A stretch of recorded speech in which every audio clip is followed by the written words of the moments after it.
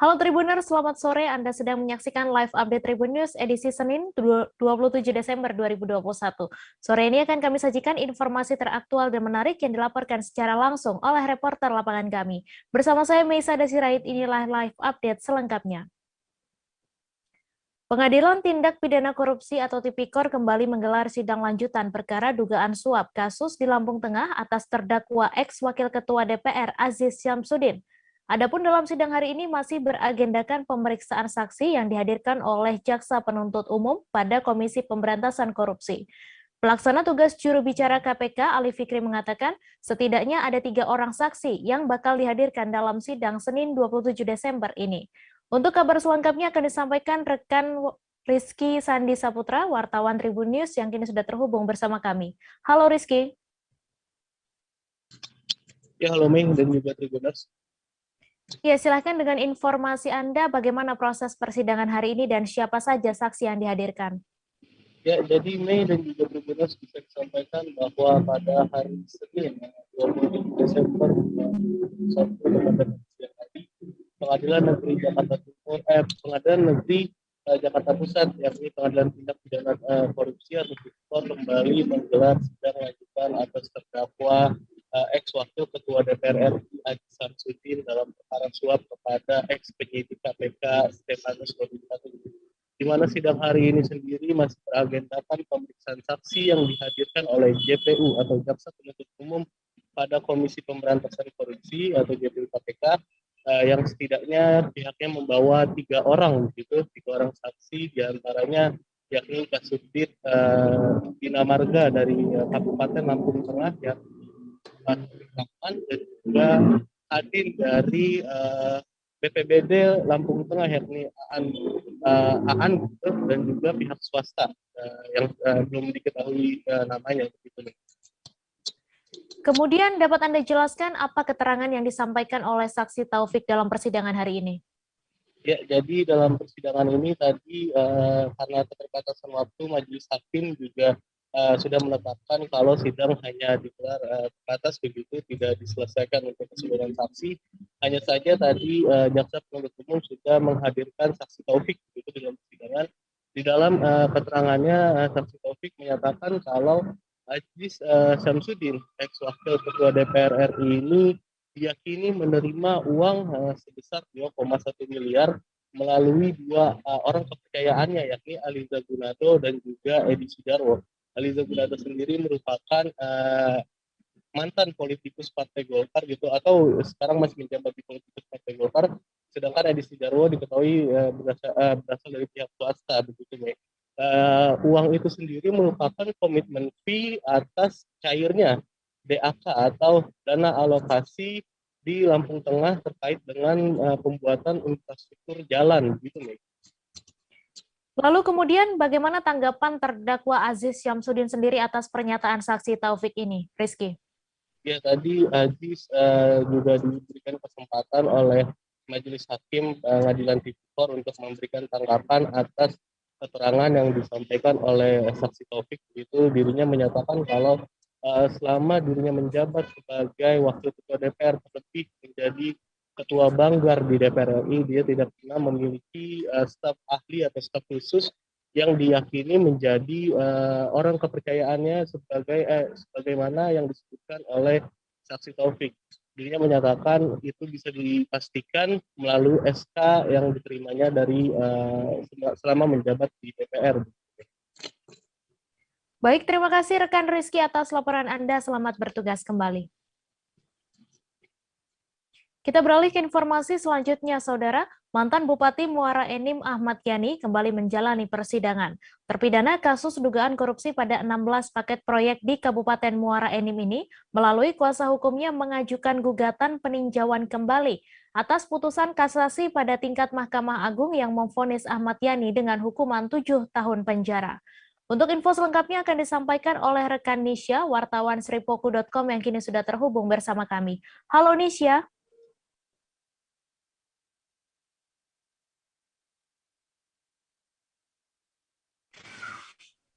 Halo, Mei. Palembang melaporkan, Mei. Ya, Nisha, silakan dengan informasi Anda, apa alasan pihak terpidana Ahmad Yani mengajukan peninjauan kembali? Menurut dari melalui kuasa hukumnya, Ahmad Yani menyatakan bahwasanya pihak mereka menilai keputusan dari hasil sidang di Mahkamah Agung itu keliru atau tidak tepat. Seperti itu, Mei. Lalu dapat Anda informasikan berapa vonis yang dijatuhkan oleh Majelis Hakim MA pada terpidana Ahmad Yani? Untuk Ahmad Yani sendiri divonis hukuman 7 tahun penjara, denda 200 juta, dengan subsidiar 6 bulan. Serta Ahmad Yani sendiri diwajibkan untuk membayar uang pengganti sebesar 2,1 miliar rupiah. Seperti itu, Mei. Kemudian apakah putusan di Mahkamah Agung ini lebih besar dari vonis Majelis Hakim Pengadilan Tinggi Palembang? Ya, benar sekali, Mei. Jadi sebelumnya itu di Pengadilan Tinggi Palembang, Ahmad Yani divonis 5 tahun penjara. Sedangkan untuk vonis Majelis Hakim Mahkamah Agung itu 7 tahun penjara. Seperti itu, Mei. Baik, terima kasih Nisha atas laporan Anda dan Tribuners. Wartawan kami juga telah menghimpun wawancara dengan kuasa hukum Ahmad Yani serta Jaksa Penuntut Umum KPK. Berikut tayangannya untuk Anda. Dan pada dasar kita harus dipilih hakimnya. Kepilihan Hakim Mahkamah Agung Ya, untuk yang kasasi kemarin. ya. Kemarin berapa bonusnya? Kemarin ponisnya justru naik dari 5 tahun.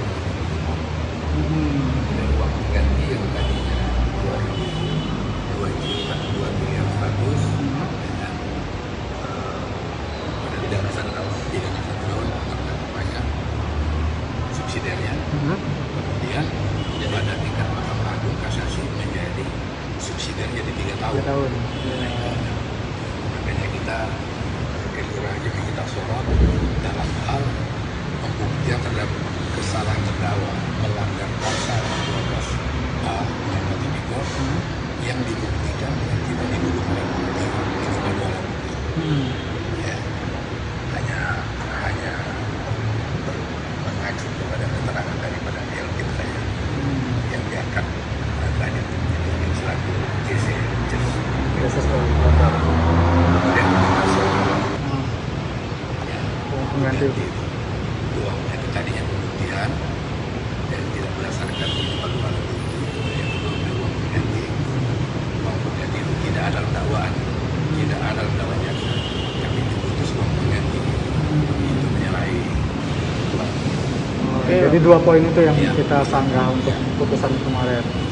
Terakhir mungkin harapan kita terhadap pengajuan PK ini, Pak. Harapan kita supaya hakim tetap menegakkan keadilan selaku gantian terakhir dari penegakan, di mana termohon yang kali memohon keadilan.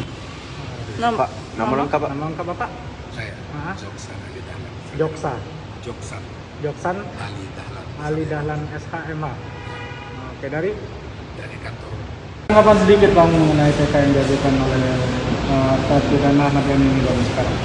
Ya, barusan hari ini sidang pertama pembacaan gugatan PK dari pemohon terpidana Ahmad Yani menunjukkan diri mulai ini dari si penuntut saja pada intinya mereka menyatakan ada khilafan dari putusan hakim pertama dalam hal mengenai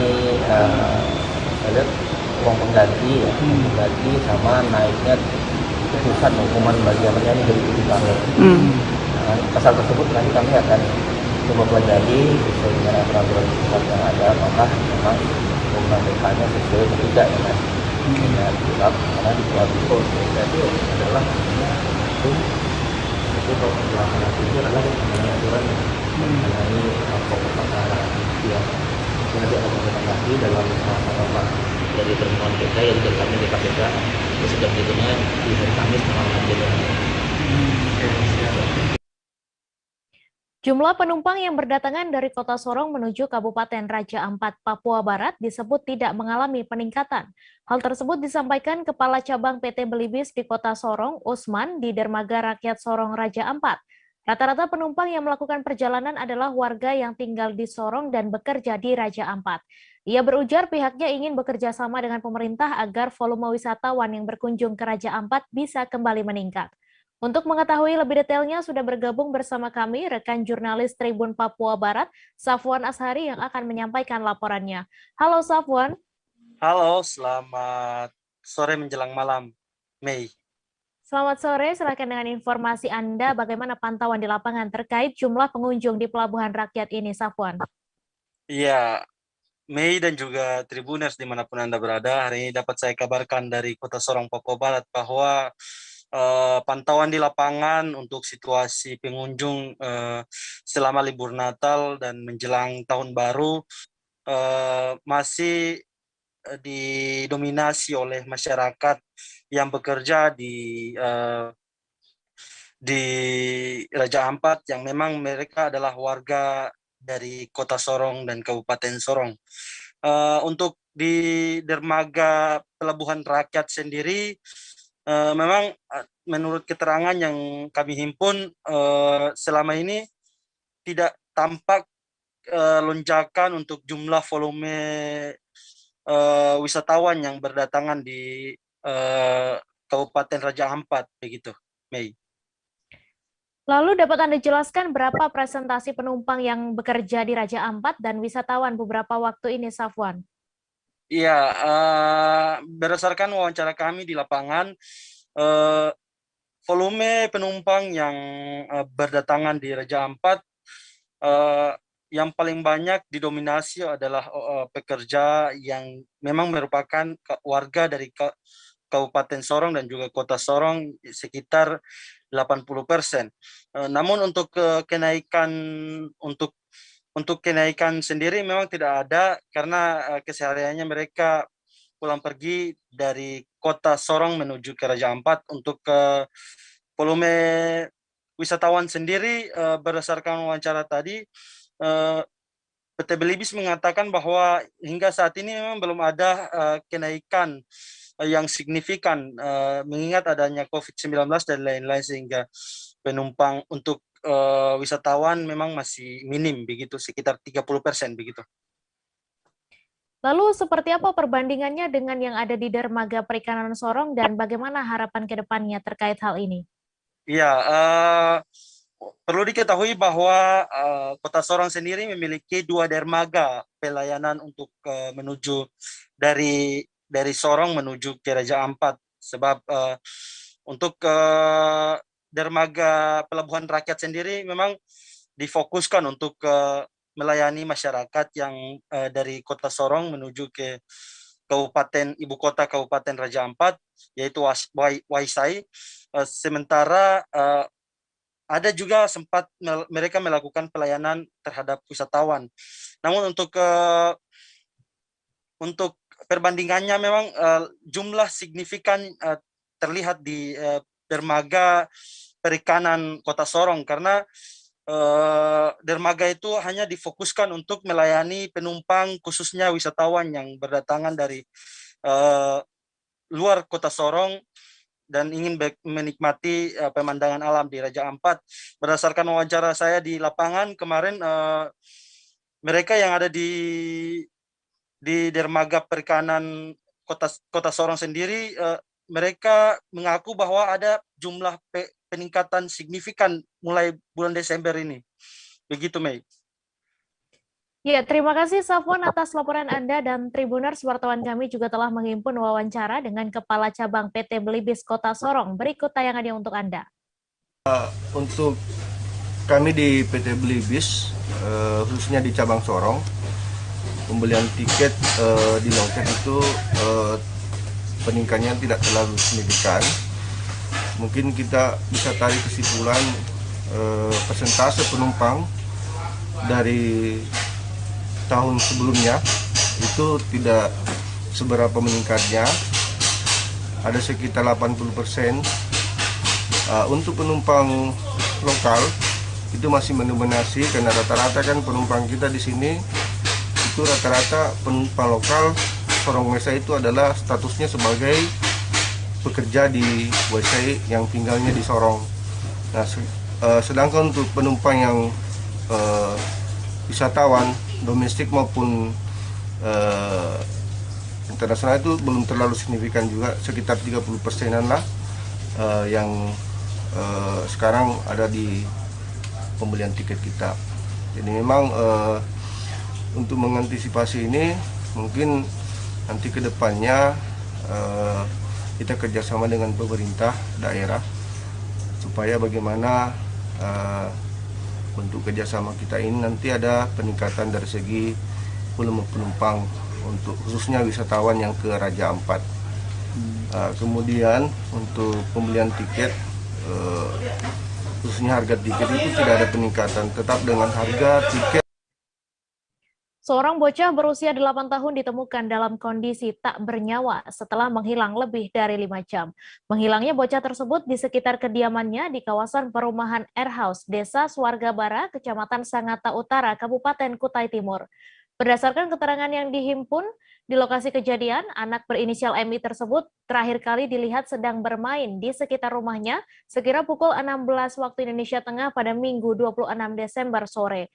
Untuk info selengkapnya akan disampaikan rekan jurnalis Tribun Kaltim, Syifaul Mirfako, yang kini sudah terhubung bersama kami. Halo Syifa. Halo Mei. Silakan dengan informasi Anda, Syifa, bagaimana kronologi kejadian hilangnya bocah 8 tahun ini? Baik, Mei. Terkait kronologi hilangnya bocah 8 tahun ini terjadi pada sekitar pukul 4 sore hari Minggu 26 Desember kemarin. Sejumlah saksi mata melihat korban sedang bermain di kolam kecil milik tetangga di sekitar rumahnya. Karena tidak diawasi langsung oleh orang tua korban, saksi yang juga tetangga korban sempat menegur korban agar pulang ke rumahnya. Setelah mendapat teguran, korban kemudian berpindah tempat dan terakhir kali didapati berada di pinggiran sungai kecil tak jauh dari kediaman korban. Saksi yang melihat korban berada di pinggiran sungai langsung memanggil orang tua korban untuk membawa anaknya pulang. Namun sesampainya di pinggiran sungai, korban sudah tidak ada di lokasi. Ayah korban langsung melakukan pencarian dengan menyusuri sungai, dibantu oleh warga sekitar, dan tak lama kemudian tim SAR gabungan datang guna melakukan pencarian. Kemudian setelah 5 jam pencarian, korban ditemukan dalam keadaan meninggal dunia. Demikian, Mei. Kemudian bagaimana kondisi korban ketika ditemukan oleh tim pencari gabungan? Baik, Mei. Korban ditemukan kurang lebih 220 meter di sungai kecil dari lokasi terakhir dalam kondisi tersangkut pepohonan nipah dan sudah meninggal dunia. Tim SAR menyebut tidak ada tanda-tanda luka dari serangan hewan di tubuh korban sehingga ada dugaan kuat korban meninggal akibat tenggelam dan terseret arus sungai. Demikian, Mei. Kemudian Syifa, diketahui pencarian korban memakan waktu sampai lebih dari 5 jam. Lalu apa kendala yang dihadapi oleh tim pencari ini? Baik, Mei. Pencarian dilakukan mulai sore hingga malam hari, sehingga keadaan pencahayaan menjadi salah satu faktor menghambat proses pencarian. Namun selain itu, arus sungai yang cukup deras juga menjadi kendala bagi tim pencari dan relawan, sehingga tubuh atau jasad dari korban sendiri terseret cukup jauh, yakni kurang lebih 220 meter dari lokasi jatuhnya korban. Demikian, Mei. Baik, terima kasih Syifa atas laporan Anda, dan Tribuners wartawan kami juga telah menghimpun wawancara dengan Koordinator Pos Sangatta Basarnas Balikpapan. Berikut tayangannya untuk Anda. Didahului oleh masyarakat yang sekitar di sini dan keluarga untuk melakukan pencarian dulu, menelusuri sungai, dan kita mengikuti untuk melakukan penelusuran sungai. Dan dengan usaha malam ini, tim SAR gabungan dan masyarakat, korban dapat ditemukan dalam keadaan meninggal dunia. Dari jam berapa dilakukan pencarian itu? Tadi laporan yang masuk ke kita berkisar jam 6-an ya. Jam 6-an, jadi kita nyampe di sini jam 8-an. Kalau tim SAR gabungan jam 8-an, tapi sebelum kita masuk juga udah ada tim SAR gabungan yang lain juga yang duluan. Jadi udah ada duluan datang sini bersama keluarga korban dan masyarakat yang ada di sini. Jadi kurang lebih 1,5 jam ya baru ditemukan? Iya, kurang lebih 1,5 jam dari laporan ya. Tapi kalau dari kejadian kita kurang pasti akurat kejadian pastinya jam berapa. Kami akan kembali seusai jeda sejenak, saudara, tetap di Live Update. Oke, apa kabar Bang Arif di sini untuk strateginya? Kalau saya sendiri di Jumit 37 ini yang semalam baru mulai, apa yang dirasakan saya udah hitam? Sebenarnya aku nggak ngerasa itu penangkapan atau penggerbegan atau apapun itu. Karena gini loh, posisinya aku kriteria. Jadi kita mengenal disebut dengan stroke yang tidak berdarah dengan stroke yang berdarah. Stroke yang tidak berdarah itu biasanya ditandai dengan adanya penyumbatan. Kalau itu penyumbatan di sini mungkin pikirnya tidak ke situ kali ya. Tapi kalau di Korea atau di Kamboja itu ada beberapa paper yang saya itu Mas, dulunya tukang koran. Oh gitu ya. Tukang koran. Ya, saya baca itu Pak. Tuh kan pernah baca kan? Jadi kalau saya jadi Pangdam itu udah bersyukur banget. Si anak ini dijadikan sebagai tersangka begitu. Ya, kalau ini kita bicara yang di luar kasus Sebongombo ya. Dengan nama hujan shower, di mana terdapat batas jelas antara daerah hujan dan tidak hujan yang biasanya terjadi pada fase awal mature stage atau tahap berbahaya dewasa. itu Kang. Jadi mulai artinya terjadinya perlembekan. Nah itu untuk penetrasi akan sulit. Gitu, ya. Dok, saya ini menurut saya memang tidak mudah, bukan urusan tanah diambil. Kalau misalnya Amerika Serikat sekarang, Rasulullah mengatakan dalam sebuah hadis bahwa berpuasa di 6 hari Syawal itu. Oke, apa kabar Bang Arifki di sini untuk strateginya? Kalau saya sendiri di Jumit 37 ini yang semalam baru mulai, Apa yang saya dirasakan udah Kak Fernita? Sebenarnya aku nggak ngerasa itu penangkapan atau penggerebegan atau apapun itu. Karena gini loh, posisinya aku Kriteria. Jadi kita mengenal disebut dengan stroke yang tidak berdarah dengan stroke yang berdarah. Stroke yang tidak berdarah itu biasanya ditandai dengan adanya penyumbatan. Kalau itu terjadi di sini mungkin pikirnya tidak ke situ kali ya, tapi kalau di Korea atau di Kamboja itu ada beberapa paper yang Saya itu Mas, dulunya tukang koran. Oh gitu ya. Tukang koran. Ya, saya baca itu Pak. Tuh kan, pernah baca kan? Ya. Jadi kalau saya jadi Pangdam itu udah bersyukur banget. Si anak ini dijadikan sebagai tersangka begitu. Ya, kalau ini kita bicara yang di luar kasus Sebongombo ya. Dengan nama hujan shower, di mana terdapat batas jelas antara daerah hujan dan tidak hujan yang biasanya terjadi pada fase awal mature stage atau tahap berbahaya dewasa. itu Kang. Jadi mulai artinya terjadinya perlembekan. Nah itu untuk penetrasi akan sulit. Gitu, ya. Dok, saya ini menurut saya memang tidak mudah, bukan urusan tanah diambil. Kalau misalnya Amerika Serikat sekarang, Rasulullah mengatakan dalam sebuah hadis bahwa berpuasa di 6 hari Syawal itu. Oke, apa kabar Bang Arifki di sini untuk strateginya? Kalau saya sendiri di Jumit 37 ini yang semalam baru mulai, Apa yang saya dirasakan udah Kak Fernita? Sebenarnya aku nggak ngerasa itu penangkapan atau penggerebegan atau apapun itu. Karena gini loh, posisinya aku Kriteria. Jadi kita mengenal disebut dengan stroke yang tidak berdarah dengan stroke yang berdarah. Stroke yang tidak berdarah itu biasanya ditandai dengan adanya penyumbatan. kalau itu terjadi di sini mungkin pikirnya tidak ke situ kali ya, tapi kalau di Korea atau di Kamboja itu ada beberapa paper yang Saya itu Mas, dulunya tukang koran. Oh gitu ya. Tukang koran. Ya, saya baca itu Pak. Tuh kan, pernah baca kan? Ya. Jadi kalau saya jadi Pangdam itu udah Kuasa hukum sopir taksi online berinisial GJ, Siprianus Edi Hardu, menceritakan kondisi psikis kliennya. Pasca kejadian cekcok dengan penumpang beberapa waktu silam itu, GJ mendapatkan penghakiman dari masyarakat hingga pengancaman pembunuhan lewat pesan di WhatsApp. Berdasarkan penuturan Siprianus, pengancaman itu berasal dari pihak yang mengaku keluarga NT. Selain mengalami dampak psikis, GJ juga mengalami kesusahan ekonomi sebab akun taksi online-nya dibekukan oleh pihak GrabCar. Untuk info selengkapnya akan disampaikan oleh rekan jurnalis Tribun Jakarta, Satrio Sarwo, yang kini sudah terhubung bersama kami. Halo Satrio.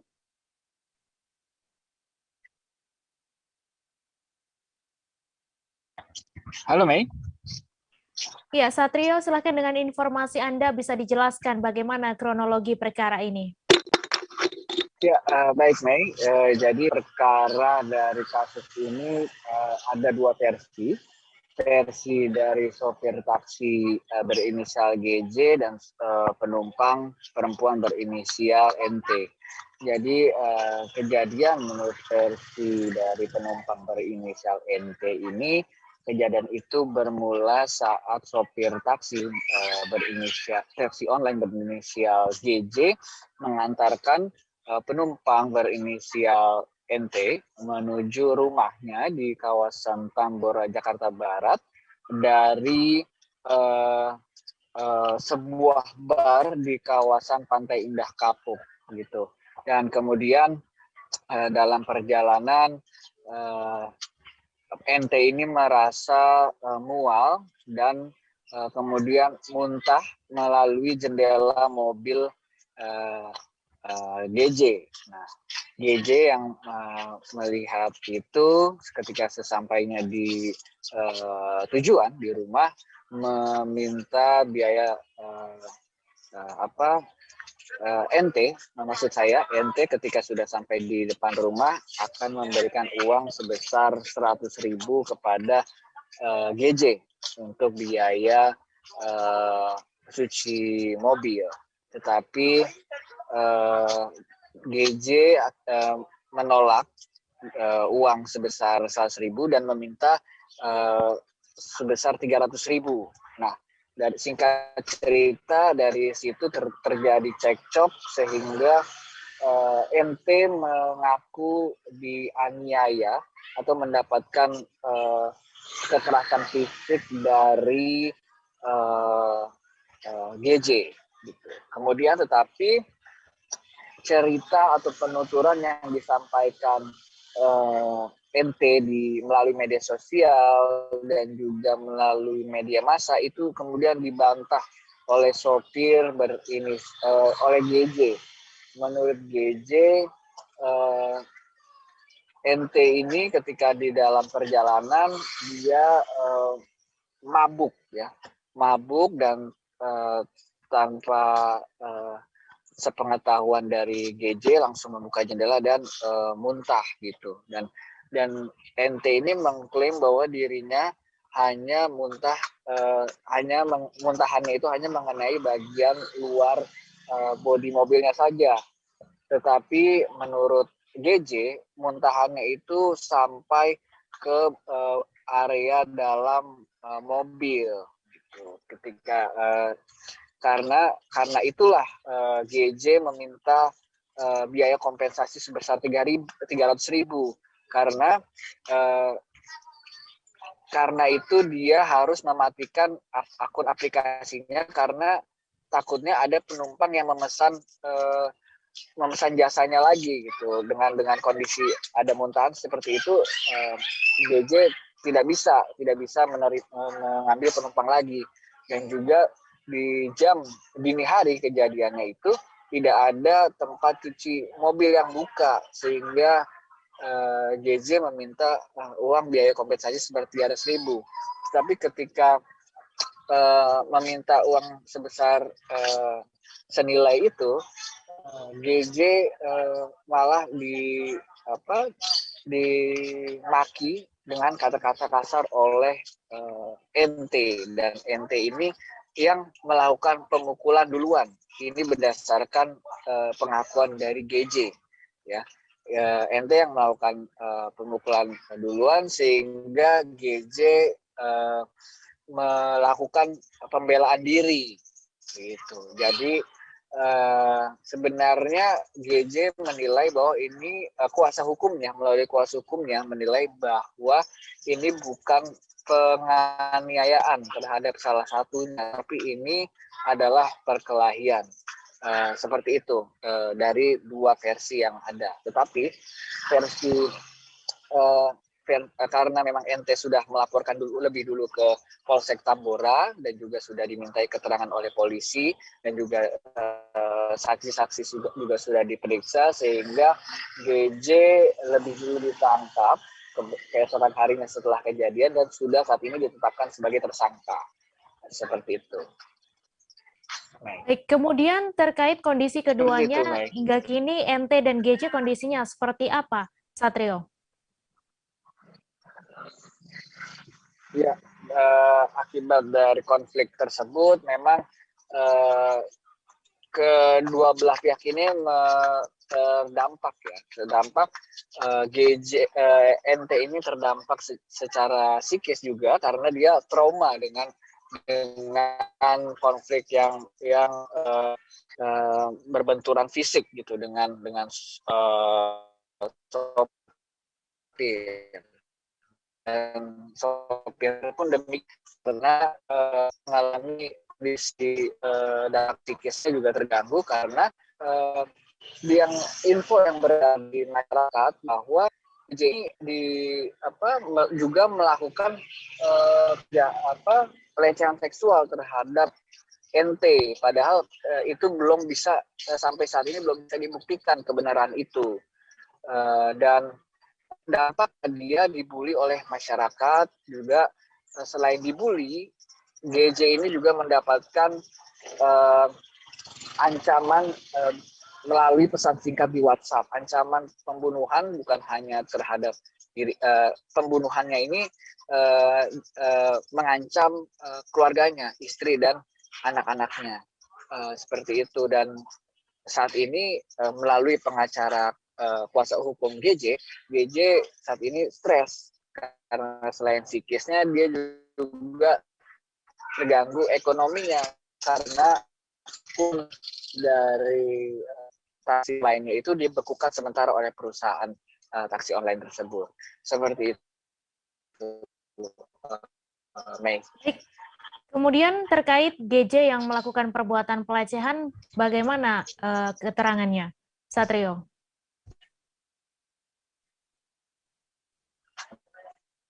Ya, yang sudah memang melalui hukumnya Sianus Edi Hardi melakukan pelecehan seksual dan akibat dari info tersebut GJ ini mengalami perundungan atau dibully oleh masyarakat, sehingga ini berpengaruh juga ke nya. Dan selain itu dia juga mendapatkan pengancaman pembunuhan keluarganya oleh orang yang masih didalami oleh kuasa hukum dari GJ. Memang ini berdampak juga pada kondisi psikis dari GJ. Gitu. Baik, terima kasih Satrio atas laporan Anda. Selamat bertugas kembali. Kita beralih ke informasi selanjutnya. Penemuan seekor ular sanca sepanjang sekitar 3,5 meter mengejutkan warga Kampung Cipambuan, Desa Cipambuan, Kecamatan Babakan Madang, Kabupaten Bogor pada Minggu 26 Desember. Warga kemudian melapor kepada tim rescue Damkar Kabupaten Bogor untuk segera dilakukan penangkapan. Untuk detail informasinya akan disampaikan langsung oleh rekan jurnalis Tribun Bogor, Naufal Fauzi, yang kini sudah terhubung bersama kami. Halo Naufal. Halo, selamat sore Mei. Selamat sore, silakan dengan informasi Anda bisa dijelaskan kronologi penemuan ular sanca tersebut. Baik, rekan Mei dan juga Tribuners, terkait penemuan ular sanca di wilayah Babakan Madang, Kabupaten Bogor ini, awalnya warga yang melintas di kawasan lokasi penemuan ular melihat seekor ular yang cukup besar dan panjang melintas dan masuk ke area tempat pembuangan sampah. Diduga ular tersebut tuh masuk ke pemukiman untuk mencari mangsa. Kemudian warga yang resah langsung melaporkan hal itu kepada pihak Damkar Kabupaten Bogor. Akhirnya tim rescue Damkar Kabupaten Bogor turun ke lokasi melakukan penanganan dan akhirnya ular tersebut berhasil dievakuasi dan diamankan. Yang ternyata panjangnya itu mencapai 3,5 meter, sekitar 3,5 meter, dan ular tersebut juga kedapatan diduga sudah memakan mangsanya, yang diduga merupakan seekor kucing atau diduga seekor ayam, demikian. Kemudian dapat Anda jelaskan bagaimana proses evakuasi terhadap ular tersebut? Baik, terkait proses evakuasi ular tersebut, pihak tim rescue Damkar Kabupaten Bogor ini mengerahkan sebanyak 6 anggota tim rescue, kemudian melakukan pencarian di area tempat pembuangan sampah diduga lokasi ular tersebut, yang mana proses evakuasi itu memakan waktu sekitar 1 jam.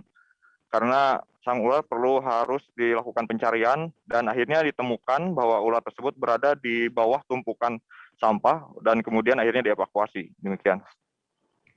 Kemudian Naufal, menurut informasi yang Anda dapatkan, kemana sekarang ular itu dibawa? Baik, ular tersebut oleh pihak tim rescue Damkar langsung dibawa ke Mako Damkar Kabupaten Bogor di wilayah Cibinong. karena tim rescue damkar Kabupaten Bogor ini juga memiliki semacam penampungan kecil untuk satwa-satwa hasil tangkapan, dan untuk nantinya mereka akan berkoordinasi dengan pecinta binatang atau pecinta reptil agar nantinya satwa hasil tangkapan mereka ini bisa dirawat. Demikian. Baik, terima kasih Naufal atas laporan Anda. Selamat bertugas kembali. Kita beralih ke informasi selanjutnya, Saudara. Seorang bocah laki-laki berusia 2 tahun 6 bulan berinisial FRH tewas hanyut di sebuah sungai di Tembalang, Jawa Tengah. Sebelumnya, korban dikabarkan hilang saat bermain hujan-hujanan pada Minggu 26 Desember. Kondisi tersebut lantas membuat orang tua korban panik dan warga sekitar heboh. Kejadian tersebut kemudian dilaporkan ke pihak kepolisian. Setelah dilakukan pencarian, korban akhirnya berhasil ditemukan pagi ini sekira pukul 6 waktu Indonesia Barat. Korban ditemukan tersangkut di batangan rumpun pohon bambu yang berada di pinggir sungai dan sudah tidak bernyawa. Sebelumnya, korban sempat bermain hujan-hujanan bersama 2 kakak kandungnya. Kegiatan mereka bermain di tengah guyuran hujan deras pun bahkan sempat terekam video.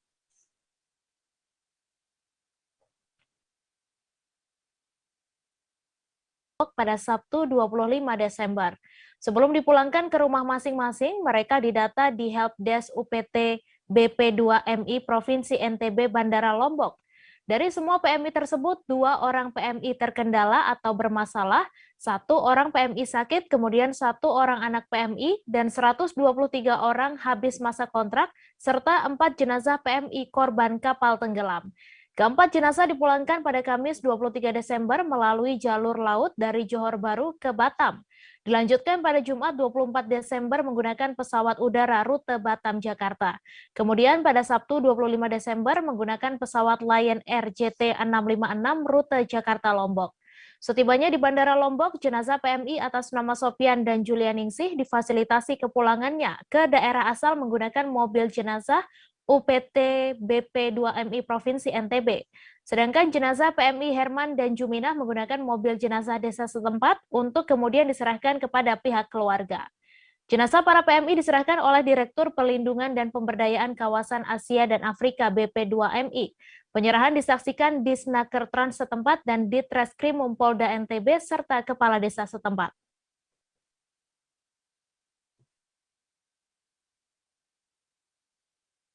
Kita beralih ke informasi selanjutnya.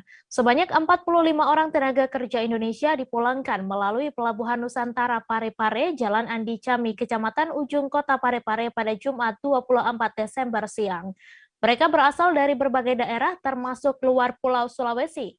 45 orang ini berasal dari berbagai wilayah, di antaranya 26 orang dari Sulawesi Selatan, 15 dari Nusa Tenggara Timur, dan selebihnya dari Jawa Timur dan Jawa Tengah. Untuk kabar selengkapnya akan disampaikan rekan wartawan Tribun Timur, M. Yaumil, yang kini sudah terhubung bersama kami. Halo Yaumil. Rekan Mei. Ya, silakan dengan informasi Anda, apa alasan pemulangan TKI tersebut, Yaumil? Ya, baik. Menurut Disnaker Kota Parepare, ada 3 alasan yang biasanya atau yang umumnya pemulangan itu dilakukan. Pertama, kontrak kerja TKI asal Indonesia itu habis, maka memang seharusnya dipulangkan untuk mengupgrade atau memperpanjang kontrak kerja. Yang kedua, adanya pelanggaran hukum yang dilakukan oleh tenaga kerja Indonesia di tempat mereka bekerja. Yang ketiga itu adanya ketiadaan dokumen. Nah, ketiadaan dokumen ini kemudian melanggar peraturan di sana, di Malaysia. Seperti itu, rekan Mei. Kemudian dapat Anda jelaskan bagaimana mekanisme pemulangan TKI ini ke tempat asalnya masing-masing, Yaumil? Ya, baik. Untuk TKI asal Sulawesi Selatan, pihak Disnaker dan BP2MI itu langsung mendata TKI-TKI ini yang berasal dari Sulawesi Selatan, lalu difasilitasi untuk dipulangkan ke kampungnya masing-masing. Nah, untuk TKI asal NTT, Jawa Tengah, dan Jawa Timur, itu difasilitasi langsung oleh Kementerian Sosial yang sudah berada di Pelabuhan Nusantara, Kota Parepare, Sulawesi Selatan. Seperti itu. Baik, terima kasih Yaumil atas laporan Anda, dan Tribuners, wartawan kami juga telah menghimpun wawancara dengan Kepala Bidang Pelatihan dan Penempatan Naker Disnaker Parepare. Berikut tayangannya untuk Anda. Adalah jumlah yang datang untuk hari ini adalah jumlahnya 45 orang. Mereka terdiri dari untuk Sulsel 26 orang, kemudian untuk Nusa Tenggara Timur kalau tidak salah tadi ada 15 orang, kemudian untuk selebihnya adalah Jawa Timur dan Jawa Barat. Nah, selanjutnya yang dari luar kota, dari luar Sulsel ini kok? Kalau untuk Sulsel hari ini dipastikan mereka akan sampai di rumahnya masing-masing. Diantar difasilitasi oleh Badan Perlindungan Pekerja Migran Indonesia atau BP2MI Parepare. Mereka sudah siap mengantar mereka. Selesai pendataan mereka langsung diantar ke daerah masing-masing. Kalau yang di luar Sulsel, khususnya untuk NTT, itu diambil alih langsung oleh Kementerian Sosial. Tim dari Kementerian Sosial tadi malam sudah datang, ada 2, dan untuk NTT ditangani oleh Kementerian Sosial. Mereka akan dibawa ke Makassar dan dicarikan transportasi untuk menuju Nusa Tenggara Timur. Yang mereka PM ini rata-rata dipulangkan karena kenapa? Iya. Kalau untuk kasus ini kan sementara pendataan, kita belum tahu ya untuk 45 orang hari ini. Tapi pengalaman kami selama pemulangan berapa puluh kali, sekarang pemulangan ke 47 kali. Itu ada 3 mereka dipulangkan atau dideportasi dari Malaysia. Yang pertama itu karena overstay, jadi kontrak kerja mereka itu sudah habis, sehingga mereka harus memperbaharui kontrak kerjanya pulang ke Indonesia. Yang kedua, saudara-saudara kita ini ada sesuatu yang dilakukan di Malaysia sehingga mereka harus berurusan dengan hukum. Akibatnya mereka kemudian disidang, dan kemudian setelah sidangnya selesai dan sudah menjalani proses hukum, mereka dipulangkan ke Indonesia, deportasi ke Indonesia. Yang ketiga, mereka memang tidak punya surat-surat.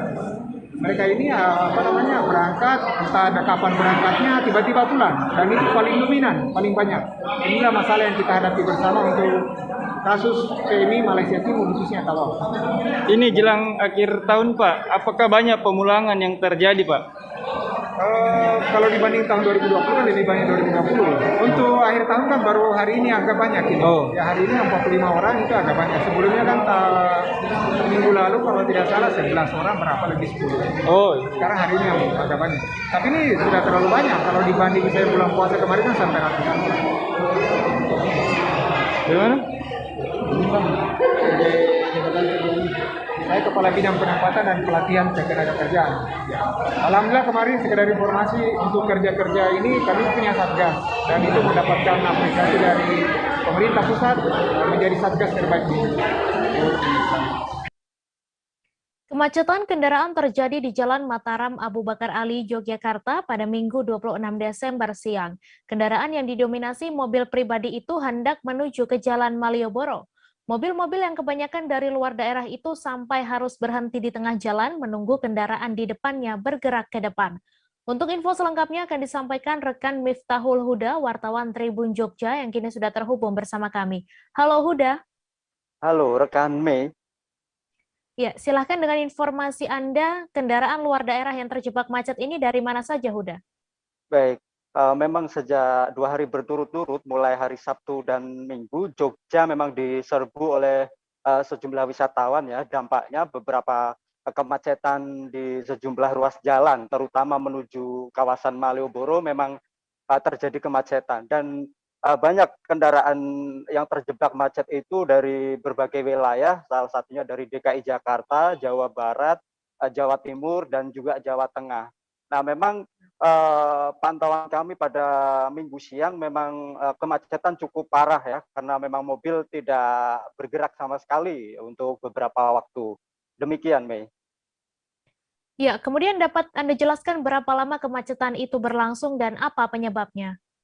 Baik, sejak Minggu siang memang pantauan kami kemacetan terjadi mulai pukul 12 sampai dengan sore hari, dan paling parah itu kemacetan terjadi pada pukul 1 siang ya, begitu. Dan memang penyebab kemacetan itu karena volume kendaraan yang begitu banyak sehingga kemacetan tidak terhindarkan. Dan perlu diketahui bahwa Jalan Mataram dan juga Jalan Abu Bakar Ali adalah simpul pertemuan dari 2 arah. Demikian rekan Mei. Kemudian terkait kemacetan ini, bagaimana skema yang dilakukan kepolisian untuk mengurai kemacetan ini? Ya, pihak kepolisian dari Satlantas Polresta Yogyakarta memang bergerak cepat dan menerapkan beberapa skema untuk mengurai kemacetan. Salah satunya ya ini untuk memblokade jalan di ujung jalan Abu Bakar Ali atau tepatnya di depan Stadion Kridosono itu dari arah timur ditutup karena memang supaya kendaraan tidak masuk lebih jauh ke jalan Abu Bakar Ali, dan untuk dari arah barat tepatnya di jembatan Kleringan atau perlintasan kereta api itu juga dilakukan penutupan. Begitu rekan Mei. Baik, terima kasih Huda atas laporan Anda. Selamat bertugas kembali. Tribuners, kami masih akan menyajikan informasi menarik untuk Anda seusai jeda sejenak. Tetap di Live Update. Oke, apa kabar Bang Ariski di sini untuk strateginya? Kalau saya sendiri di Jumit 37 ini yang semalam baru mulai, Apa yang saya dirasakan udah Kapten Hitam? Sebenarnya aku nggak ngerasain penangkapan atau penggerebegan atau apapun itu. Karena gini loh, posisinya aku Kriteria. Jadi kita mengenal disebut dengan stroke yang tidak berdarah dengan stroke yang berdarah. Stroke yang tidak berdarah itu biasanya ditandai dengan adanya penyumbatan. Kalau itu terjadi di sini mungkin pikirnya tidak ke situ kali ya, tapi kalau di Korea atau di Kamboja itu ada beberapa paper yang Saya itu Mas, ya, dulunya tukang koran. Oh gitu ya. Tukang koran. Ya, saya baca itu Pak. Tuh kan pernah baca kan? Ya. Jadi kalau saya jadi tanggam itu udah bersyukur banget. Si anak ini dijadikan sebagai tersangka begitu. Ya, kalau ini kita bicara yang di luar kasus Sebongombo ya. Dikenal dengan nama hujan shower, di mana terdapat batas jelas antara daerah hujan dan tidak hujan yang biasanya terjadi pada fase awal mature stage atau tahap Berbahaya dewasa. itu Kang. Jadi mulai artinya terjadinya perlembekan. Nah itu untuk penetrasi akan sulit. Gitu ya. Dok, saya ini Menurut saya memang tidak mudah, bukan urusan tanah diambil. Kalau misalnya Amerika Serikat sekarang, Rasulullah mengatakan dalam sebuah hadis bahwa berpuasa di 6 hari Syawal itu. Oke, apa kabar Bang Ariski di sini untuk strateginya? Kalau saya sendiri di Jumit 37 ini yang semalam baru mulai, Apa yang saya dirasakan udah Kapten Hitam? Sebenarnya aku nggak ngerasain penangkapan atau penggerebegan atau apapun itu. Karena gini loh, posisinya aku Kriteria. Jadi kita mengenal disebut dengan stroke yang tidak berdarah dengan stroke yang berdarah. Stroke yang tidak berdarah itu biasanya ditandai dengan adanya penyumbatan. kalau itu terjadi di sini mungkin pikirnya tidak ke situ kali ya, tapi kalau di Korea atau di Kamboja itu ada beberapa paper yang Saya itu Mas, Ya. dulunya tukang koran. Oh gitu ya. Tukang koran. Ya, saya baca itu Pak. Tuh kan pernah baca kan? Ya. Jadi kalau saya jadi tanggam itu udah bersyukur banget. Si anak ini dijadikan sebagai tersangka begitu. Ya, kalau ini kita bicara yang di luar kasus Sebongombo ya. Dikenal dengan nama hujan shower, di mana terdapat batas jelas antara daerah hujan dan tidak hujan yang biasanya terjadi pada fase awal mature stage atau tahap berbahaya dewasa. itu Kang. Jadi mulai artinya terjadinya perlembekan. Nah itu untuk penetrasi akan sulit. Gitu ya. Dok, saya ini menurut saya memang tidak mudah, bukan urusan tanah diambil. Kalau misalnya Amerika Serikat sekarang, Rasulullah mengatakan dalam sebuah hadis bahwa berpuasa di 6 hari Syawal itu. Oke, apa kabar Bang Ariski di sini untuk strateginya?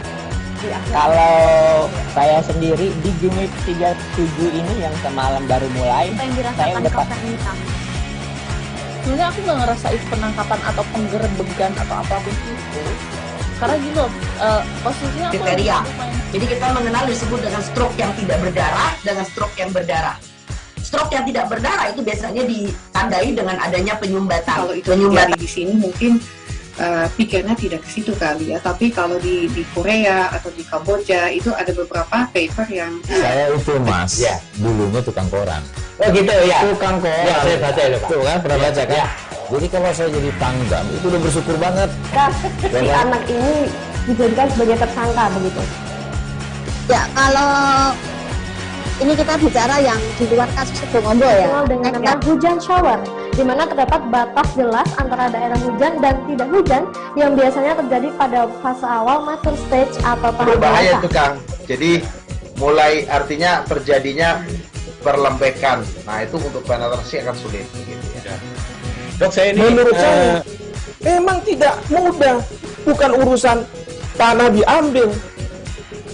Kalau misalnya Amerika Serikat sekarang, Rasulullah mengatakan dalam sebuah hadis bahwa berpuasa di 6 hari Syawal itu.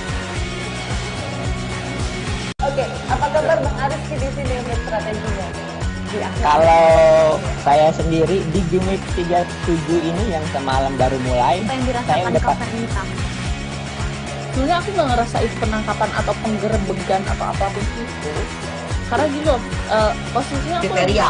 Jadi kita mengenal disebut dengan stroke yang tidak berdarah dengan stroke yang berdarah. Stroke yang tidak berdarah itu biasanya ditandai dengan adanya penyumbatan. Kalau itu terjadi di sini mungkin pikirnya tidak ke situ kali ya, tapi kalau di Korea atau di Kamboja itu ada beberapa paper yang Saya itu Mas, dulunya tukang koran. Oh gitu ya. Tukang koran. Ya, saya baca itu Pak. Tuh kan pernah baca kan? Jadi kalau saya jadi pangdam itu udah bersyukur banget. Si anak ini dijadikan sebagai tersangka begitu.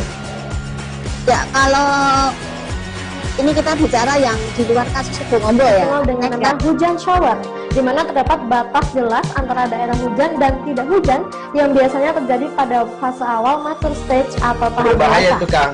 Jadi mulai artinya terjadinya perlembekan. Nah itu untuk penetrasi akan sulit. Gitu ya. Dok, saya ini menurut saya memang tidak mudah, bukan urusan tanah diambil.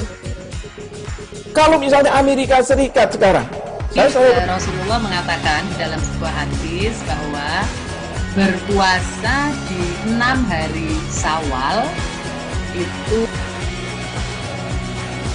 Oke, apa kabar Bang Aris di sini untuk strateginya? Kalau saya sendiri di Jumit 37 ini yang semalam baru mulai, Apa yang saya dirasakan udah Kakak ini, Kang? Sebenarnya aku nggak ngerasain penangkapan atau penggerebegan atau apapun itu. Karena gini loh, posisinya aku Kriteria. Jadi kita mengenal disebut dengan stroke yang tidak berdarah dengan stroke yang berdarah. Stroke yang tidak berdarah itu biasanya ditandai dengan adanya penyumbatan. kalau itu terjadi di sini mungkin pikirnya tidak ke situ kali ya, tapi kalau di Korea atau di Kamboja itu ada beberapa paper yang Saya itu Mas, dulunya tukang koran. Oh gitu ya. Tukang koran. Ya, saya baca itu Pak. Tuh kan pernah baca kan? Jadi kalau saya jadi pangdam itu udah bersyukur banget. Si anak ini dijadikan sebagai tersangka begitu. Ya, kalau ini kita bicara yang di luar kasus Bongombo ya. Dikenal dengan nama hujan shower, di mana terdapat batas jelas antara daerah hujan dan tidak hujan yang biasanya terjadi pada fase awal mature stage atau tahap Berbahaya dewasa. itu Kang. Jadi mulai artinya terjadinya perlembekan. Nah itu untuk penetrasi akan sulit. Gitu ya. Dok, saya ini menurut saya memang tidak mudah, bukan urusan tanah diambil. Kalau misalnya Amerika Serikat sekarang, Rasulullah mengatakan dalam sebuah hadis bahwa berpuasa di 6 hari Syawal itu. Oke, apa kabar Bang Aris di sini untuk strateginya? Kalau saya sendiri di Jumit 37 ini yang semalam baru mulai, Apa yang saya dirasakan udah Kakak ini, Kang? Sebenarnya aku nggak ngerasain penangkapan atau penggerebegan atau apapun itu. Karena gini loh, posisinya aku Kriteria. Jadi kita mengenal disebut dengan stroke yang tidak berdarah dengan stroke yang berdarah. Stroke yang tidak berdarah itu biasanya ditandai dengan adanya penyumbatan. kalau itu terjadi di sini mungkin pikirnya tidak ke situ kali ya, tapi kalau di Korea atau di Kamboja itu ada beberapa paper yang Saya itu Mas, dulunya tukang koran. Oh gitu ya. Tukang koran. Ya, saya baca itu Pak. Tuh kan pernah baca kan? Jadi kalau saya jadi pangdam itu udah bersyukur banget.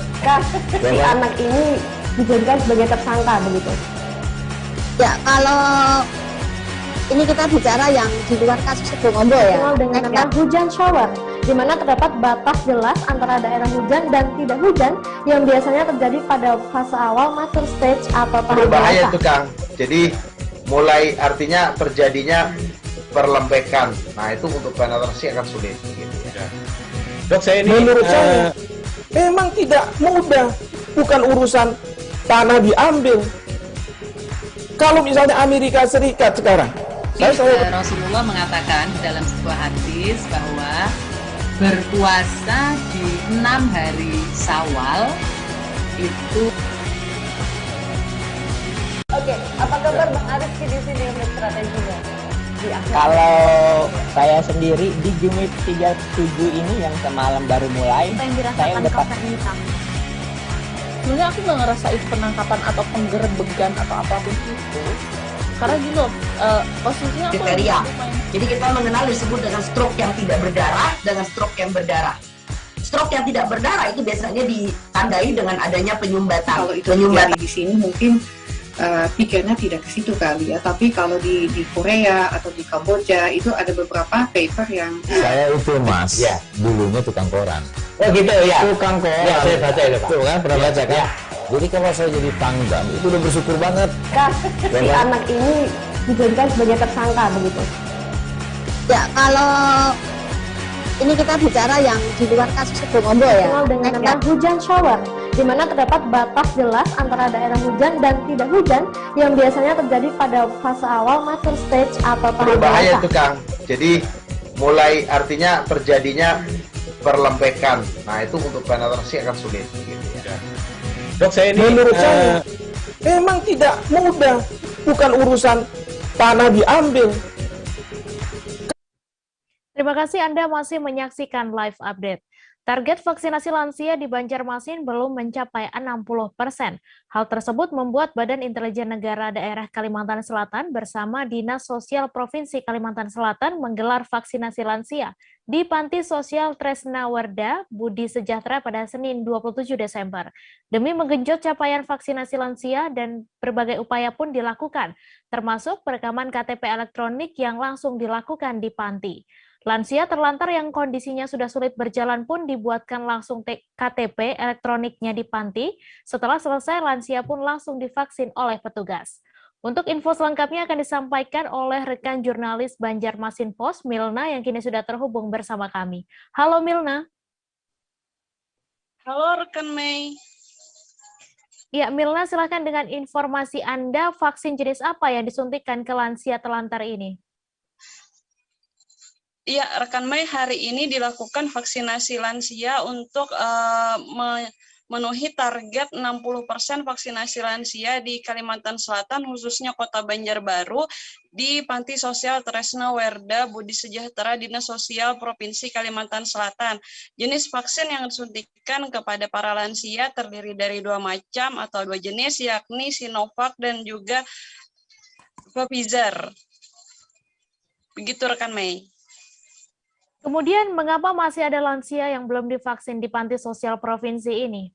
Milna. Ya, rekan Mei, lansia yang belum divaksin di panti sosial ini dikarenakan sebelumnya juga sudah dilakukan vaksinasi di panti ini, namun karena sebelumnya ada sebagian lansia yang mengidap penyakit tertentu sehingga tidak bisa dilakukan vaksinasi, membuat masih ada lansia yang belum divaksin.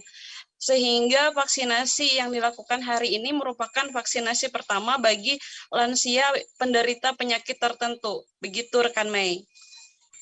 Kemudian menurut pantauan Anda di lapangan, berapa lansia yang belum divaksin dan bagaimana tanggapan mereka terkait vaksin ini? Jumlah lansia yang divaksin hari ini ada sekitar 80 lansia yang merupakan lansia yang harus berbaring di tempat tidur karena sudah tidak bisa berdiri, dan sebagian juga merupakan lansia yang masih kuat berdiri dan divaksin di aula di panti sosial tersebut. Respon dari lansia sendiri ada yang masih menolak dan harus dibujuk oleh petugas, dan ada juga dengan rela hati mengikuti vaksinasi lansia. Begitu rekan Mei. Baik, terima kasih Milna atas laporan Anda dan Tribuners. Wartawan kami juga telah menghimpun wawancara dengan Kepala Panitia Sosial Tresna Werda Budi Sejahtera. Berikut tayangannya untuk Anda. Kemudian kita dalam pelaksanaan ini bekerja sama dengan Puskesmas Landasan Ulin dan juga dari BIN, serta dibantu dari Dukcapil. Karena untuk vaksin hari ini ada beberapa lansia yang belum mempunyai KTP, makanya dengan melibatkan dari Dukcapil juga dan dari BIN yang memfasilitasi untuk melaksanakan eKTP ini, jadi semua bisa serentak kita laksanakan. Dan untuk vaksin pada hari ini bukan hanya diikuti oleh lansia yang ada di panti, ini kita diikutkan ada juga dari pihak-pihak keluarga, dari petugas dan dari masyarakat sekitar yang ikut melaksanakan vaksin. Karena kita ketahui bahwa vaksin ini adalah untuk mempercepat target pencapaian Provinsi Kalimantan Selatan. Kalau nggak salah tuh ada 70% yang harus dilaksanakan di akhir tahun 2021 ini. Untuk di panti sendiri ada berapa lansia, Pak? Kemarin panti kitanya ada 2 rencana divaksin. Panti yang di Lasunut ini ada 71, kemudian yang di Martapura tuh ada 35 lansia yang mau divaksin juga. Insya Allah nanti yang di Martapura tuh hari Rabu kita laksanakan dengan kerjasama Puskesmas Martapura. Jadi totalnya untuk lansia aja 71 tambah 35 itu ada 106 yang lansia yang kita vaksin pada untuk di PSTW Dinas Sosial Provinsi Kalimantan Selatan. Untuk lansia yang melakukan rekaman eKTP berapa orang? Informasi dari dokter kita ada 20 lansia yang mau di perekaman eKTP. Mereka ini lansia baru atau gimana, Pak? Lansia lama. Karena yang lama-lama ini dulu waktu masuk tuh mereka tidak kita tidak syaratnya tuh kita masih untuk KTP-nya masih diinikan. Tapi untuk sekarang kita harus lansianya harus mempunyai KTP. Karena ini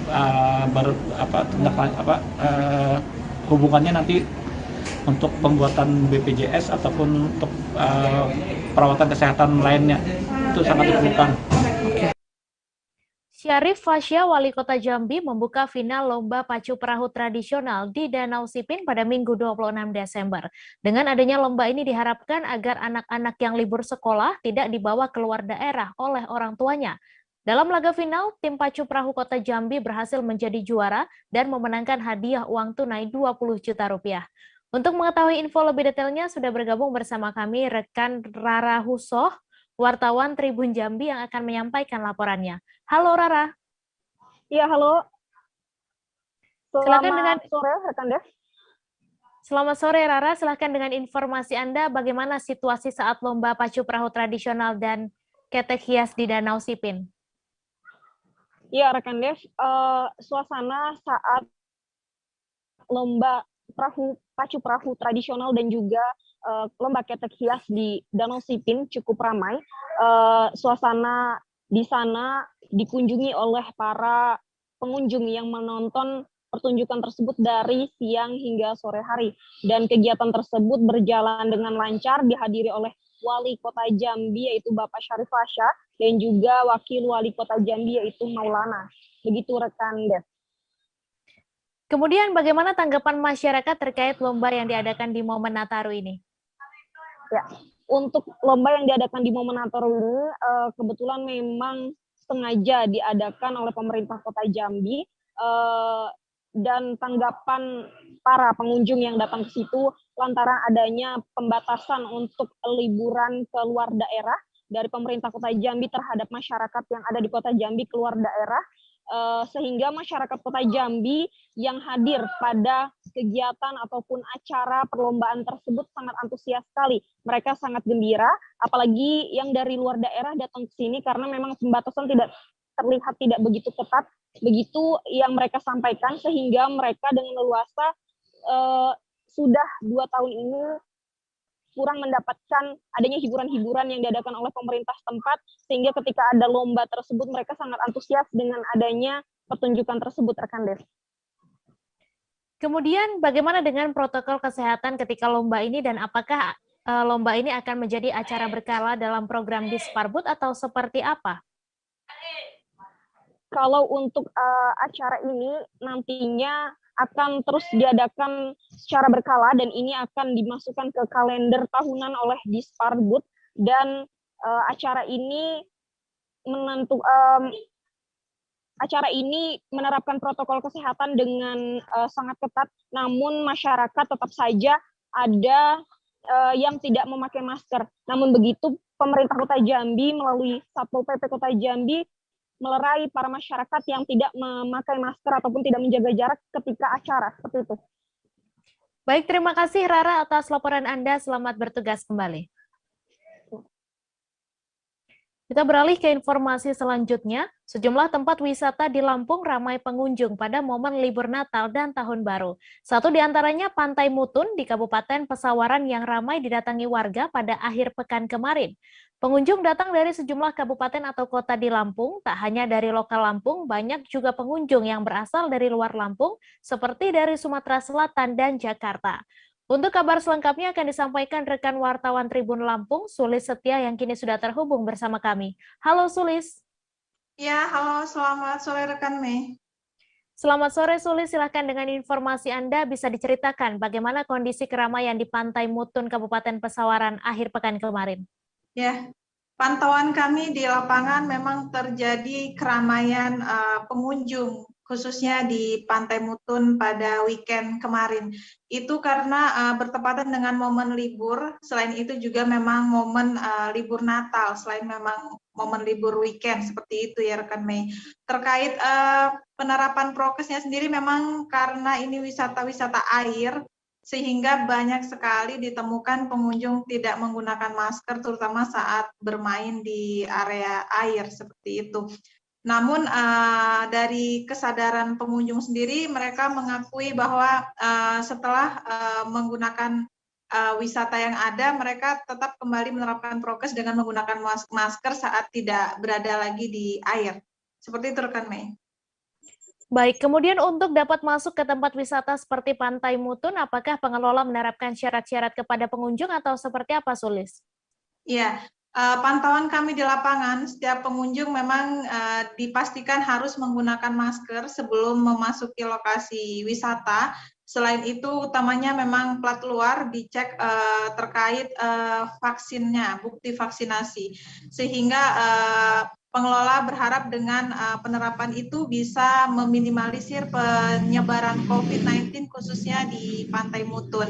Dan untuk terkait pengunjung bisa kami informasikan, pengunjung yang datang ke Pantai Mutun Pesawaran ini tidak hanya berasal dari kabupaten kota yang ada di Lampung, namun juga tidak sedikit berasal dari Palembang, Jakarta, dan juga Ogan Komering Ulu. Demikian rekan Mei. Kemudian bagaimana soal jam operasional Pantai Mutun dan juga penerapan pembatasan pengunjungnya, Sulis? Oke. Di Pantai Mutun ini pengunjung dibatasi jumlahnya, yang biasanya bisa menerima 100% dari total kapasitas ini dibatasi hanya 75% saja. Selain itu juga untuk pemberlakuan batasan waktu pada malam pergantian tahun baru, biasanya jika tidak kondisi pandemi itu selalu ada kegiatan yang menyemarakkan kegiatan pergantian tahun. Namun di kondisi pandemi termasuk tahun ini tidak ada kegiatan wisata di Pantai Mutun termasuk kembang api dan lain sebagainya.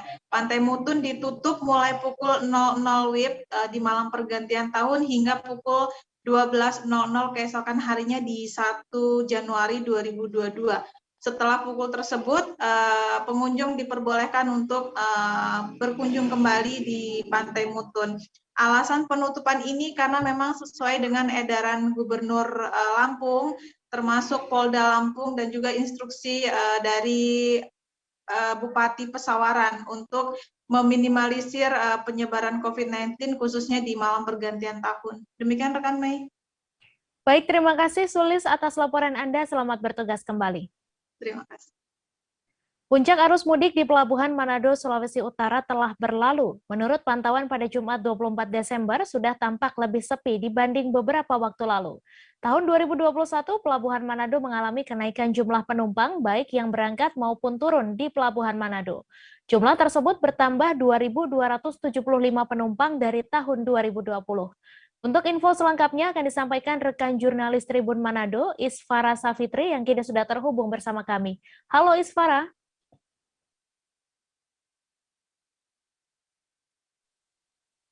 Halo, Mei. Iya, Iswara, silakan dengan informasi Anda bagaimana kondisi arus mudik Natal 2021 di Pelabuhan Manado. Untuk kondisi Natal sendiri, menurut keterangan dari KSOP, pihak KSOP Manado, mereka mengatakan bahwa puncak arus mudik Natal dan Tahun Baru 2021 telah berlalu, yaitu pada sekitar tanggal 20 sampai 24 Desember 2021. Nah, untuk saat ini kondisi aktivitas di Pelabuhan Manado sendiri sudah mulai normal kembali, dan kalau merujuk pada data tahun 2020, kemungkinan besar arus balik itu akan terjadi pada sekitar setelah tahun baru, sekitar tanggal 3 Januari sampai 5 Januari 2022. Seperti itu, Mei. Ya, kemudian dapat Anda jelaskan bagaimana peningkatan jumlah penumpang di Pelabuhan Manado dibandingkan tahun lalu? Nah, karena 2 tahun ini kita masih berada di tengah pandemi COVID-19, jadi tidak terlalu signifikan sebenarnya kenaikannya. Jadi kalau untuk tahun 2020 itu penumpang arus mudik sekitar tanggal 17 Desember 2021 sampai tanggal 24 Desember 2021 itu ada 13.529 orang. Sedangkan pada tanggal yang sama tahun 2021 itu ada 15.804 penumpang. Jadi pada tahun ini meskipun kenaikannya di puncak arus mudik belum signifikan, tetapi sudah lumayan, yaitu ada sekitar 2.275 penumpang. Lalu apakah saat ini 3 kapal bantuan dari Disnaf Kelas 1 Bitung dan Direktorat Jenderal Perhubungan Kementerian Perhubungan masih beroperasi hingga hari ini atau seperti apa, Isfara? Untuk 3 kapal bantuan yaitu KN Miangas, KM Sabuk Nusantara 69 dan Sabuk Nusantara 70 itu kemarin hanya beroperasi pada puncak arus mudik, yaitu tanggal 20 Desember 2021 sampai 24 Desember 2021. Nah, setelah tanggal tersebut mereka dikabarkan sudah berlayar ke tempat lain. Seperti itu, Mei. Baik, terima kasih Isfara atas laporan Anda, dan Tribuners, wartawan kami juga telah menghimpun wawancara dengan Kepala Seksi Lalu Lintas dan Angkutan Laut KSOP Manado. Berikut tayangannya untuk Anda. Dari kapal-kapal yang berkegiatan di Pelabuhan Manado, di mana dalam pengecekan tersebut, semua kapal-kapal yang ada di Pelabuhan Manado layak untuk dijalankan. Seterusnya, kita juga saling bersinergi terkait dengan instansi-instansi yang terkait, di mana ada kepolisian, Polsek, dan juga terhadap instansi yang lain, ada karantin, ada Pelindo. Universitas Wijaya Kusuma Surabaya secara resmi membuka penerimaan mahasiswa baru tahun akademik 2022-2023. Peluncuran dan penerimaan mahasiswa baru tahun akademik 2022-2023 dilakukan oleh Rektor UWKS, Prof. Dr. Haji Widodo Aryo Kencono di lobi kampus UWKS pada Senin 27 Desember. Rektor UWKS menyebut target mahasiswa yang akan diterima pada tahun akademik ini sebanyak 1.667 mahasiswa untuk memenuhi kuota dari 8 fakultas UWKS. Target itu lebih banyak dibanding tahun ajaran 2021-2022 yang hanya 1.200 mahasiswa. Untuk detail informasinya akan disampaikan langsung oleh rekan wartawan Surya, Zainal Arif, yang kini sudah terhubung bersama kami. Halo Zainal. Halo, selamat sore. Iya, selamat sore Zainal. Silahkan dengan informasi Anda, apakah ada prodi di UWKS yang menjadi favorit dipilih oleh calon mahasiswa baru? Baik, Tribuners, seperti yang sudah disampaikan tadi ya, bahwa UWKS hari ini secara resmi meluncurkan penerimaan mahasiswa baru yang bisa diikuti oleh mahasiswa di seluruh Indonesia yang ingin mendaftar di Universitas Wijaya Kusuma Surabaya. Nah, mulai hari ini dan sesuai yang sudah disampaikan juga tadi bahwa kuota untuk tahun ini ada 1.667. Kalau semisal dari data yang dari tahun lalu itu 1.200 ya. Nah, kalau karena melihat 1.200 ini hampir tercapai, hanya kurang 7 saja di tahun lalu, maka dari itu untuk tahun ini Rektor WKS Prof. Widodo Aryo Kencono juga memberikan target tambahan yaitu 1.667 itu tadi. Nah, kalau untuk bagaimana prosesi tadi, prosesi berjalan dengan lancar, kemudian seperti yang sudah disampaikan juga tadi bahwa 8 fakultas ini nantinya akan membagi untuk bagaimana mahasiswa ini dapat berkuliah di UKS tersebut. Seperti itu. Kemudian Zainal, dapat Anda jelaskan bagaimana cara untuk mendaftar kuliah di UKS sendiri? Kalau untuk mendaftar kuliah di UKS sendiri cukup mudah ya. Karena hanya melalui web selama 24 jam di 7 hari juga, selalu setiap hari selalu standby untuk bagaimana mahasiswa apabila lulusan SMA, SMK yang ingin berkuliah bisa langsung mendaftar, itu bisa di pmb.wks.ac.id/daftar. Nah, di sana Anda bisa mendaftar secara online karena memang untuk pendaftaran hanya melalui online saja, seperti itu.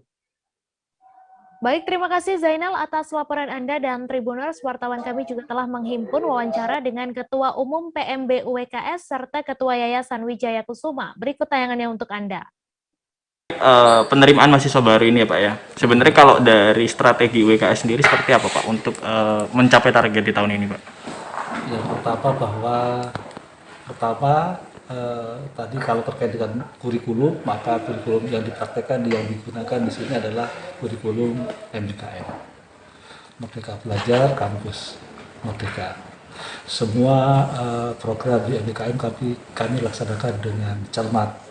880 juta itu yang mendukung, mungkin menarik, terutama yang KMMI itu pesertanya ada dari semua perguruan tinggi dari Sabang sampai Jayapura. Minat dari calon mahasiswa baru ini Pak? Kalau fasilitas jelas ya, terlihat bagus ya. Yang mendukung kegiatan kami di perkuliahan, misalnya laboratorium, misalnya kami kalau tadi dicontohkan sama Pak Ketua itu ada laboratorium di FK, itu ada atlas yang seperti manusia menjawabnya. Jadi kalau misalnya dicek paru-parunya dia mengatakan. Jadi yang punya itu hanya UI dan Wijaya Kusuma gitu Pak ya, yang punya itu. Lab manekin. Manekin. Baik Pak, hari ini menjadi pembukaan ya Pak ya untuk penerimaan mahasiswa baru. Sebenarnya kalau dari UKS sendiri Pak. Nah itu kalau orang timur yang penting itu GSL, Gupuh, Suguh, Lungguh. UGD bisa operasi di Tulungagung itu lulusan sini juga itu. Ya itu contoh-contoh yang sudah jelas berarti. Dirjen Administrasi Pendudukan Kemendagri itu dari Fakultas Hukum itu di sini juga. Ya. Harapan seperti apa Pak dari Pak Jatmiko sendiri untuk keberhasilan meraih target itu Pak, penerimaan mahasiswa baru ini Pak? Dari penerimaan mahasiswa baru itu yang saya berpikir, mengapa antar pulau itu dikedepankan? Kalau kita cerita kehebohan Jakarta, Surabaya, lupa yang di sana itu melarat. HP aja enggak punya. Jadi siapa kalau tidak ada yang peduli untuk memperhatikan mereka yang tidak mampu, jauh daripada pelayanan tempat, maka kita membantu itu meringankan beban mereka untuk mau ke Surabaya. Itu dengan jalur beasiswa atau gimana Pak? Atau ada bantuan-bantuan keringanan Pak? Tidak kita syaratkan mereka yang masuk, tapi beasiswa itu tetap menjadi program yang tiap tahun kita mesti lakukan untuk memotivasi mereka belajar tepat waktunya, sehingga tiap tahun pasti ada beasiswa dari mitra kerja kita perbankan itu membantu sama sekali ya. Baik, terima kasih banyak Pak.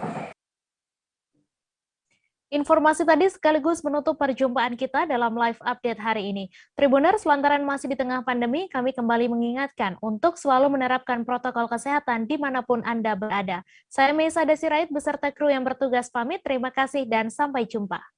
Jangan lupa like, subscribe, dan share ya!